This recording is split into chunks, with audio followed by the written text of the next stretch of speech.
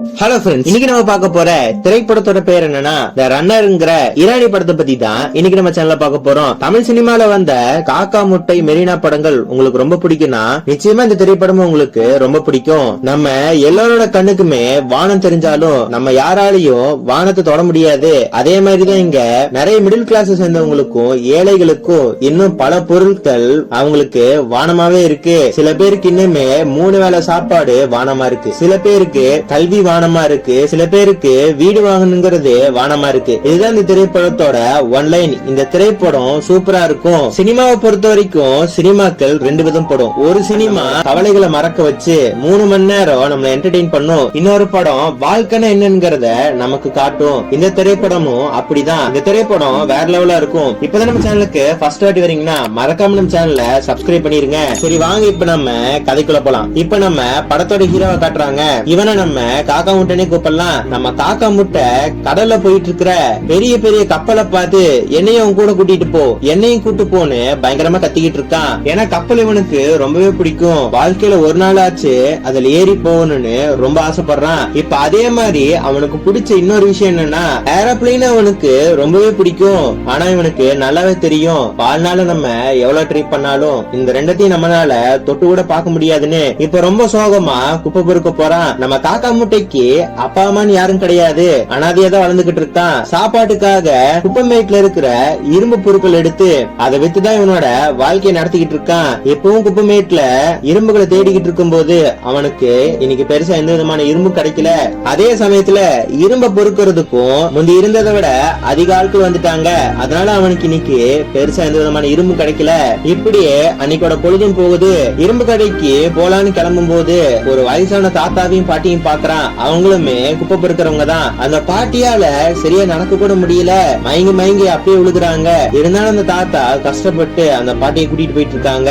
இதெல்லாம் பார்த்து நம்ம காக்கா மூட்டையுமே ஃபேமிலியா இருக்கிற இவங்களுக்கு இந்த நிலைமை, நான் வேற அனாதை பையன், நாளைக்கு எனக்கு இப்படி ஒரு நிலைமை வந்துச்சுன்னா என்னை யாரு பாத்துக்குவான்னு இவன் ரொம்ப ஃபீல் பண்றான். இப்ப அந்த இரும்பு கடைக்கு போயுமே அந்த கடைக்காரர்கிட்ட இரும்பு குடுக்கறான். அவனுக்கு கொஞ்சம் பணம் தான் கிடைக்குது. இப்ப பக்கத்துல ஒரு பையன் இருக்கான். இந்த பையன் தான் நம்ம ஹீரோக்கு இருக்கிற ஒரே சொந்தம் இவனோட ஃப்ரெண்டு. அவன் ஃப்ரெண்டுமே காக்கா முட்டையை பார்த்து என்னடா இன்னைக்கு உனக்கு எதுவும் கிடைக்கலையா அப்படின்னு கேட்க காக்கா முட்டையுமே ரொம்ப சோகமா இன்னைக்கு எனக்கு எதுவுமே கிடைக்கலடா அப்படிங்கிற மாதிரி சொல்றான். அவன் ஃப்ரெண்டு என்ன சொல்றான்னா, நான் தான் உன்கிட்ட சொல்லியிருக்கேன்ல குப்பை பொறுக்க போகாத, என் கூட பாட்டில் பொறுக்குவா, நல்ல பணம் கிடைக்கும் அப்படின்னு சொல்ல நம்ம காக்கா முட்டையோ நீங்க வச்சிருக்க இந்த டயர் டியூபையும் பாக்ஸ் வாங்குறதுக்கு என்கிட்ட பணம் இல்லடா அப்படின்னு சொல்ல ஹீரோட ஃப்ரெண்ட் என்ன சொல்றானா, அதெல்லாம் பத்தி நீ ஏன் கவலைப்படுற, நான் ஒரு இடத்துல உனக்கு வாங்கி தரேன், ஒரு நாள் மட்டும் பாட்டில் எடுத்தா போதும், அந்த பணத்தை நீ அவங்களுக்கு கொடுத்தரலாம் அப்படின்னு சொல்ல காக்கா முட்டையும் டெய்லி உங்களுக்கு பாட்டில் கிடைக்குமா அப்படின்னு கேட்க அவன் ஃப்ரெண்ட் என்ன சொல்றானா, புயல் எதுவும் வரலனா கண்டிப்பா கிடைக்கும் வான்னு சொல்லிட்டு இப்ப இவங்க கடற்கரையில உட்கார்ந்து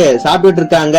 இப்ப காக்கா முட்டையுமே அவன் ஃப்ரெண்ட பார்த்து இந்த கப்பல்ல போகணும்னு எனக்கு ரொம்ப நாள் ஆசை, நான் கண்டிப்பா ஒரு நாள் போவேன் அப்படின்னு சொல்ல அவன் ஃப்ரெண்ட் என்ன சொல்றானா, எங்க அண்ணன் 6 மாசமா அந்த கடல்ல தான் இருக்கான் அப்படின்னு சொல்ல காக்கா முட்டையுமே என்னடா சொல்ற, உங்க அண்ணன் என்ன வேலை பாக்குறாங்க அப்படின்னு கேட்க ஹீரோட ஃப்ரெண்ட் என்ன சொல்றானா, எங்க அண்ணாங்க சமையல்காரன வேலை பாக்குறான் அப்படின்னு சொல்ல காக்கா முட்டியுமே ஏண்டா விளக்குன நீயும் போயிருக்கலாம்ல ஜாலியா இருந்திருக்க அப்படின்னு சொல்ல கொஞ்ச நாள் கழிச்சு எங்க அண்ணன் கூட்டு போறதா சொல்லியிருக்காரு அப்படின்னு சொல்ல இவன் கைவிடப்பட்ட ஒரு கப்பல்ல தான் தங்கி இருப்பான். காக்கா முட்டியும் அவன் ஃப்ரெண்டும் அப்படியே படகுல ஜாலியா விளையாண்டுகிட்டு இருக்கானுங்க.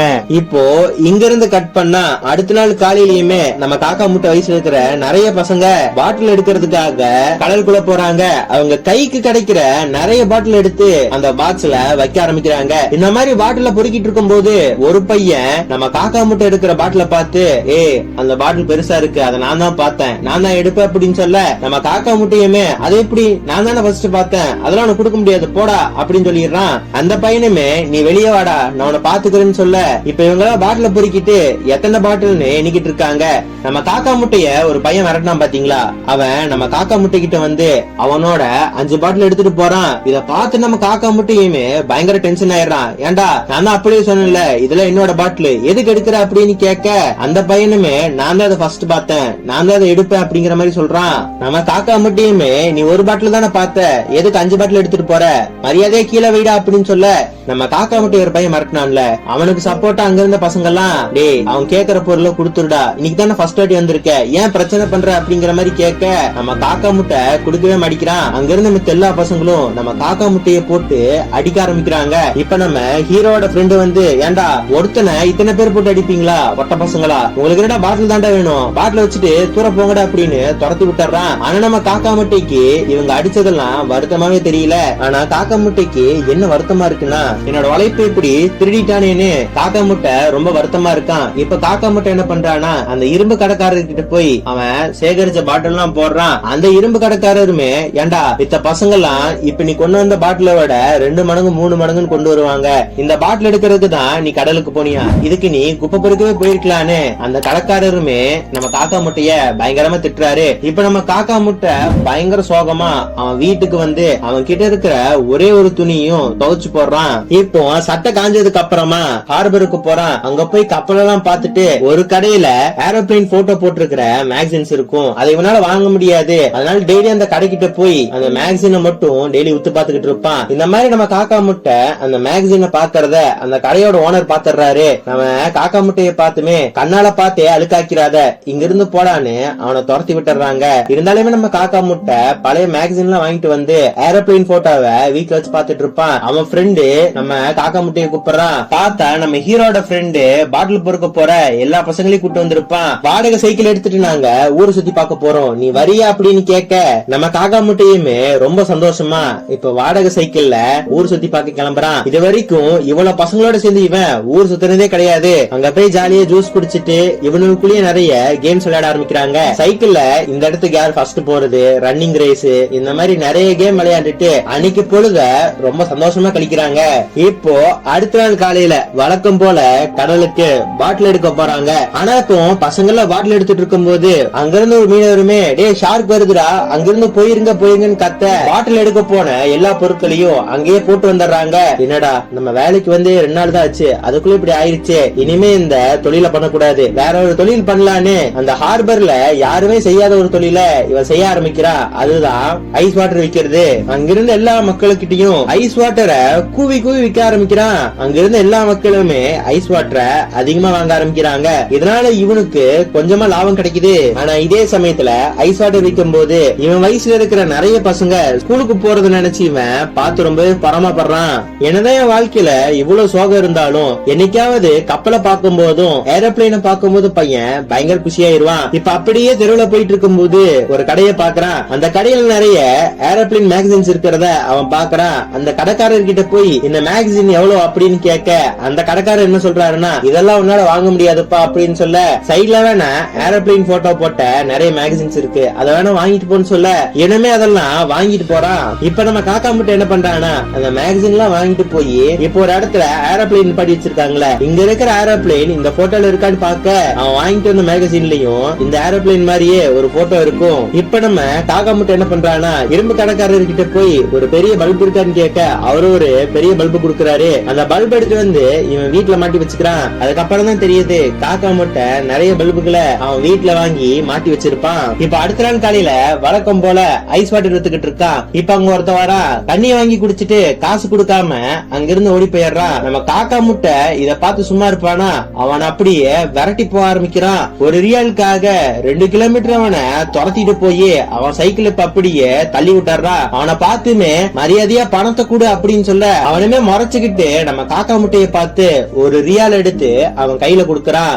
அந்த காசு கையில கிடைச்ச உடனே நம்ம காக்கா முட்டை முகத்துல சிரிப்ப பாக்கணுமே, தான் உழைப்புக்கான ஊதியம் கிடைச்சிருச்சுன்னு பயங்கரமா சந்தோஷப்படுறான். இப்ப வேலையெல்லாம் முடிச்சிட்டு வழக்கம் போல கப்பலை பார்த்து என்ன கூட்டிட்டு போ, என்ன இங்க இருந்து கூட்டிட்டு போன்னு பயங்கரமா கத்த ஆரம்பிக்கிறான். நேத்துதான் கப்பலை பாத்துட்டான்ல, இன்னைக்கு ஏரோப்ளைன் போய் பாக்கலான்னு ஏரோப்ளைனை பாத்துக்கிட்டு இருக்கான். பார்த்த அந்த இடத்துல ஏரோப்ளைனை தவிர மனுஷங்கன்னு யாருமே இல்ல. இதை விட நமக்கு நல்ல வாய்ப்பு கிடைக்கவே கிடைக்காதுன்னு வேலையெல்லாம் எட்டி குதிச்சு அந்த ஏரோப்ளைனை போய் இவன் தொடுறான். அதை தொட்ட உடனே இவன் பட்ட சந்தோஷத்துக்கு அளவே இல்ல.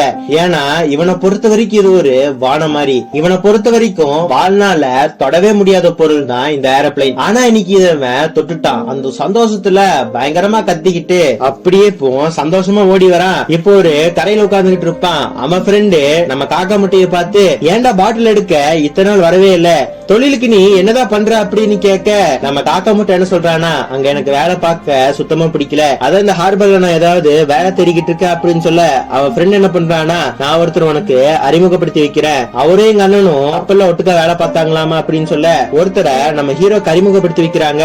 அவருமே வேலை இருந்ததை சொல்றேன்ப்பா அப்படிங்கிற மாதிரி சொல்றாரு. இப்ப இங்க இருந்து கட் பண்ணா மறுபடியும் எல்லா பசங்களும் சேர்ந்து இன்னைக்கு ஒரு கேம் விளையாடுறாங்க.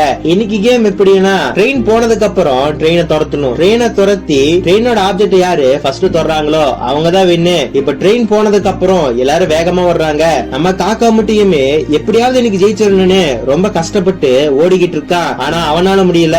ஒரு பையன் ஜெயிச்சிடறான். ஆனா நம்ம காக்கா முட்டை தோத்ததுக்கு அப்புறம் வர்றான். அங்க இருந்த மித்த பசங்க எல்லாம் நான் தான் ஜெயிச்சிட்டேன்ல, ஏன்டா ஓடுற அப்படின்னு கேட்க, அவன் என்ன சொல்றானா, என்னால எவ்வளவு தூரம் ஓட முடியும்னு பார்த்தேன் அப்படிங்கிற மாதிரி சொல்றான். இப்போ இங்க இருந்து கட் பண்ணா அடுத்த நாள் காலையில நம்ம காக்கா முட்டைக்கு ஒரு அதிர்ச்சி காத்திருந்தது. அது என்னன்னா, ஹார்பர்ல ஐஸ் வாட்டரை நிறைய பேர் வாங்கி குடிக்கிறாங்கல்ல. இப்போ இவனை பார்த்து நிறைய பேரு ஐஸ் கியூப் வாங்குறதுக்காக நிறைய பேர் அந்த கடைக்கு வந்திருக்காங்க. இத பார்த்ததுமே நம்ம காக்கா முட்டை ஒரு ஷாக் ஆயிடுறான். இருந்தாலும் அவன் காசு கொடுத்து ஒரு ஐஸ் கியூபையும் வாங்கிட்டு வரான். இவன் இந்த மாதிரி வந்துகிட்டு இருக்கும் போது ரெண்டு பேரு நம்ம காக்கா முட்டை கிட்ட இருந்து அந்த ஐஸ் கியூப புடுங்குறானுங்க. ஐஸ் கியூப் ரெண்டா உடைஞ்சிருது. ஆளுக்கு ஒண்ணானு ரெண்டு பேரும் அதை எடுத்துட்டு ஓடிடுறாங்க. இப்போ ஒருத்தனை நம்ம காக்கா முட்டை பயங்கரமா விரட்டி போறான்.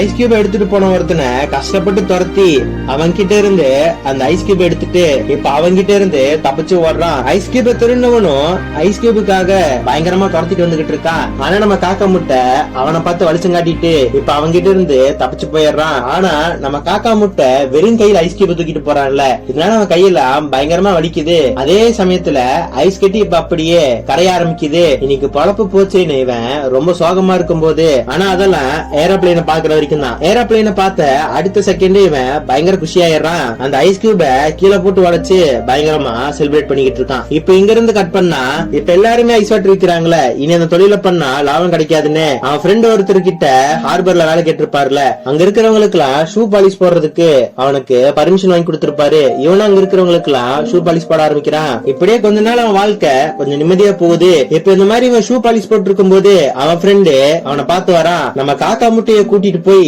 அவனுக்கு ஜூஸ் கூட வாங்கி தரான். அவன் ஃப்ரெண்டு காக்கா முட்டைய பார்த்து என்ன சொல்றான்னா, நான் எங்க அண்ணனோட கடலுக்கு போறேன், இன்னைக்கு ஒரு நாள் மட்டும்தான் இந்த ஊர்ல இருப்பேன், வா நம்ம ஊர் சுத்தலான்னு நம்ம காக்கா முட்டை இவனும் ஜாலியா ஊர் சுத்த ஆரம்பிக்கிறாங்க. வாடகை சைக்கிள் எடுத்துட்டு இவங்க ஒரு தெருக்குள்ள போறாங்க. அதுல ஒரு வீட்டுல அழகான ஒரு ஊஞ்சல் இருக்கு. அந்த ஊஞ்சல் ஆனன்னு ரெண்டு பேத்துக்குமே ஆசையா இருக்கு. அந்த வீட்டுல யாரும் இல்லாத டைமா பார்த்து ரெண்டு பேரும் ஊஞ்சல் ஆடிட்டு அங்கிருந்து ஓடி வந்துடுறானுங்க. அவங்க ரெண்டு பேத்துக்கும் பிடிச்சத வாங்கி சாப்பிடுறாங்க. ரெண்டு பேரும் சினிமாக்கும் போறாங்க. சினிமாக்கு போயிட்டு அதுல வர கேரக்டர் மாதிரி ரெண்டு பேரும் நடிச்சு காட்டிட்டு ஜாலியா எப்படி அவங்க பொழுது கழிக்கிறாங்க. இப்ப நம்ம ஹீரோட ஃப்ரெண்டு கிளம்ப வேண்டிய நேரம் வந்துருச்சு. நம்ம காக்கா முட்டைக்காக அவன் கிட்ட இருந்த ஒரு துணிய குடுத்துட்டு பாய் சொல்லிட்டு அங்க இருந்து கிளம்பிடுறான். ஆனா நம்ம காக்கா முட்டைனால இதை தாங்கவே முடியல. அவனுக்கு இருந்த ஒரே ஃப்ரெண்டும் போயிட்டானேன்னு பயங்கரமா சோகப்படுறான். இப்ப வழக்கம் போல அப்படியே கப்பலை பாக்குறது, ஏரோப்ளைனை பாக்குறதுன்னு வாழ்க்கை போய்கிட்டு இருக்கு. அப்பதான் ஒரு கடைக்கு போய் பழைய மேகசினை வாங்க ஆரம்பிக்கிறான். அந்த கடைக்காரருமே, என்ன ஃபாரின் லாங்குவேஜ்ல இருக்கிற மேகசின் எல்லாம் வாங்குற, உனக்கு இதெல்லாம் படிக்க தெரியுமான்னு கேட்க, எனக்கு இதெல்லாம் படிக்க தெரியாது அப்படிங்கிற மாதிரி சொல்றான். அந்த கடைக்காரருமே, நம்ம தாய்மொழியிலேயே இருக்கிற மேகசின்ஸ் கூட என்கிட்ட இருக்கு, அதை வேணா வாங்கி படி அப்படின்னு சொல்ல, காக்கா முட்டைக்கு தான் படிக்கவே தெரியாது, எனக்கு படிக்க தெரியாதுன்னு அங்க இருந்து வந்துடுறான். அந்த கடைக்காரருமே தாய்மொழியை படுறான்னு அவனை லைட்டா திட்டுறாரு. காக்கா முட்டையுமே தன்னால தன் தாய்மொழியை படிக்க முடியலையே அப்படிங்கறத நினைச்சு அந்த இங்கிலீஷ் மேகசின்ஸ் எல்லாம் அப்படியே கிளிக்க ஆரம்பிக்கிறான். அடுத்த நாள் காலையிலயுமே புது துணியெல்லாம் மாட்டிக்கிட்டு ஏரோப்ளேனையும் பார்த்துட்டு இப்போ ஸ்கூலுக்கு போறான். ஸ்கூலுக்கு போய் எச்எம் பார்த்து, நான் உங்க ஸ்கூல்ல சேரணும் அப்படின்னு கேட்க, எச்எம்மே ஸ்கூல் திறந்து இத்தனை நாள் கழிச்சு வந்திருக்கியே, இதுக்கு முன்னாடி எந்த ஸ்கூல்ல படிச்ச அப்படின்னு கேட்க, காக்கா முட்டை என்ன சொல்றானா, என்ன ஸ்கூல்ல சேர்த்து படிக்க வைக்கலாம் யாரும் கிடையாது, இது வரைக்கும் நான் ஸ்கூலுக்கே போனதில்ல அப்படின்னு சொல்ல, இப்போ ஹெச்எம் இப்போ உள்ள போயிட்டு நம்ம காக்கா முட்டையை பார்த்து என்ன சொல்றாருன்னா, உன்ன மார்னிங் ஸ்கூல்ல எல்லாம் இதுக்கு மேல சேர்த்திக்க முடியாது, நீ வேணா ஒண்ணு பண்ணு, சாயந்தரம் வேணா ஸ்கூலுக்கு வாயேன் அப்படின்னு சொல்ல, இப்ப காக்கா முட்டையுமே ரொம்ப ஆர்வமா அந்த ஸ்கூலுக்கு போறான். ஏபிசிடி முதற்கொண்டு ஸ்டார்டிங்ல இருந்து எல்லாத்தையுமே கத்துக்க ஆரம்பிக்கிறான். ஸ்டார்டிங்ல அதெல்லாம் கத்துக்கிறதுக்கு இவன் ரொம்பவே கஷ்டப்படுறான். ஆனா அவனுக்கு கிடைக்கிற கொஞ்சம் ஃப்ரீ டைம்லயும் கடல் அலைகளை உட்கார்ந்து அந்த ஆல்பபெட்ஸ நல்லாவே மனப்பாடம் பண்ண ஆரம்பிக்கிறான். காலையில வேலை, சாயந்தரம் சொல்லுன்னு இவன் லைஃப் ரொம்பவே பிஸியா போய்கிட்டு இருக்கு. இப்போ வழக்கம் போல ஷூக்கு பாலிஷ் போட்டுட்டு இருக்கிற இடத்துல ஒரு வெள்ளக்காரன் என்னோட லைட்டரை காணும். இதுக்கு முன்னாடி அந்த பையன் தான் எனக்கு ஷூ பாலிஷ் போட்டான், அவன் தான் திருடி இருக்கணும்னு நம்ம காக்கா முட்டை மேல பழிய போட அங்கிருந்த மித்தவங்க எல்லாருமே காக்கா முட்டையோட பொருட்கள் எடுத்து கீழே போட ஆரம்பிக்கிறாங்க. காக்கா முட்டையுமே நான் ஒன்னும் திருட இல்ல, என்ன நம்புங்கன்னு சொல்ல நம்ம காக்கா முட்டையை சந்தேகப்பட்டுட்டு அவன் பேக்ல வந்து தேடி பாக்குறாங்க. ஆனா அவன் திருடி இருக்கவே மாட்டான். இவன் மேல இந்த மாதிரி திருட்டு படி வந்துச்சுல, அது இவனுக்கு சுத்தமா பிடிக்கல.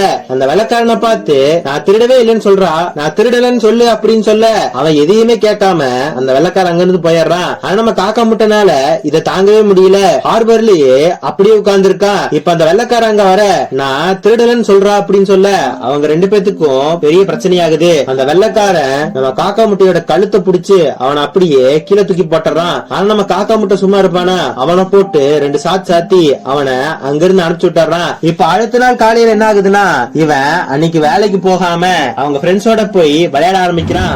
நாளைக்கு ரன்னிங் ரேஸ் இருக்குடா, வந்து சேர்ந்துரு அப்படின்னு சொல்ல நம்ம காக்கா முட்டை என்ன பண்றானா, அந்த பசங்க என்னெல்லாம் கேம் விளையாடுவாங்களோ அதெல்லாம் இவன் ட்ரைனிங் எடுக்க ஆரம்பிக்கிறான். போற வர எல்லா ட்ரைனிங் இவன் பயங்கரமா துரத்த ஆரம்பிக்கிறான். பல மேடுகள்ல ஏறி ஏறி இறங்க ஆரம்பிக்கிறான். பயங்கரமா அன்னைக்கு ஃபுல்லா பிராக்டிஸ் பண்ணிட்டு இப்ப அடுத்த நாள் காலையில அந்த போட்டிக்கு தயாராறாங்க. இப்ப போட்டி அப்படியே ஸ்டார்ட் ஆகுது.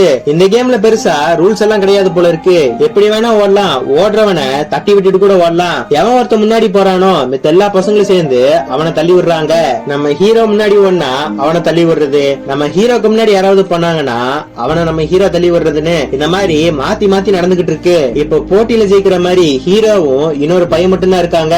ரெண்டு பேரும் மாத்தி மாத்தி ஒருத்த தள்ளி விட ஆரம்பிக்கிறாங்க. ஆனா நம்ம ஹீரோ இப்போ ஒரு வழியா இவங்களோட கொஞ்சம் முன்னாடி போக ஆரம்பிக்கிறான். அங்க ஓடுன யாராலையுமே சும்மா ஓட முடியல.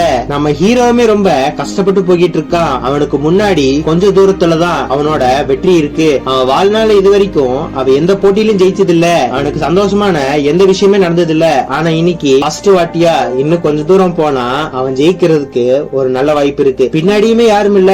இப்போ ரொம்ப கஷ்டப்பட்டு அந்த ஐஸ் கியூப் எடுத்து போட்டியில ஜெயிக்கிறான். இந்த போட்டியில ஜெயிச்சதுக்கு அப்புறம் அவன் அடைஞ்ச சந்தோஷத்துக்கு எல்லையே இல்ல.